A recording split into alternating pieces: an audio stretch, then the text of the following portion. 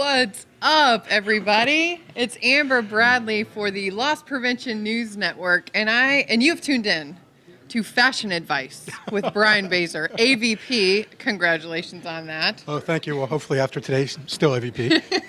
Yes, we're going to keep it real with this fashion advice. Oh, so yes. we were talking, you know, if you had to pick your shoe choice for these LP executives out there, what would it be?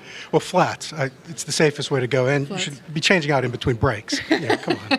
Stay comfort. Comfort is key. Comfort is key. And confidence. You got to wear it well. Yeah, see? Yeah. See? Well, So who are you wearing tonight? Thank you. Yeah. This is a Talbot's dress of mine because, you know, I got to shout out to my clients. Yeah. What about you? Nordstrom. Nordstrom. Wow, Yeah, very so nice. Wow, AVP. Wouldn't you know? Nordstrom. They shop for me. Nordstrom rack, but whatever. Getting so big up here. That's pretty cool. Nice. So you sat down with Gus and we're talking about change. Essentially, he's a change agent, folks. He's a catalyst among catalysts, really. I don't even know if that's a phrase, but we'll move on.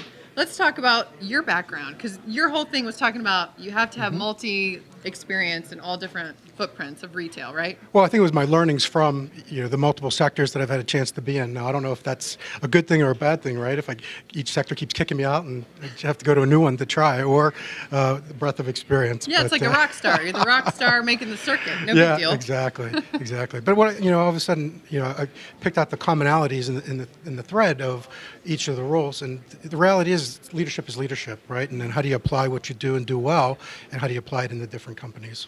Yeah, I hear that. So it's one of your points, too, that the loss prevention executive is not only in loss prevention, right? What else do they have to do?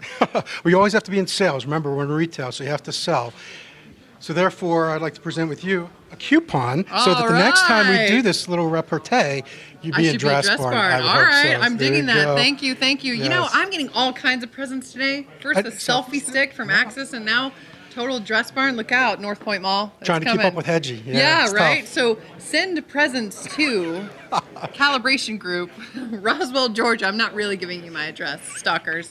But so we also have to talk about change, right? Okay. We're going to get serious for a second. All right. The violins are coming in. It's a PSA announcement. We have laid down some rules, Joe and I, about corporate speak you need to get out of your email vocabulary.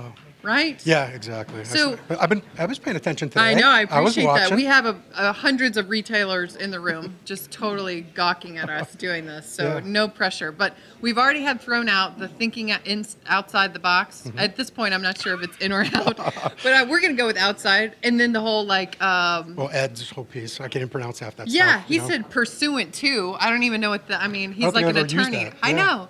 Right. Yeah, so what are some phrases that you think could just be totally out? Yeah, I don't know if this is necessarily an email phrase, but when people say, right? I mean, it's like... I know, Yeah, and if I knew, then you wouldn't have to tell me. Yeah. So, I know. Yeah, I hear that. You know, one of mine is, does that make sense?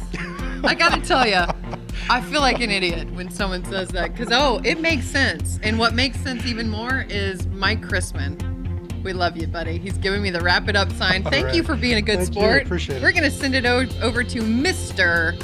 Joe Laraca.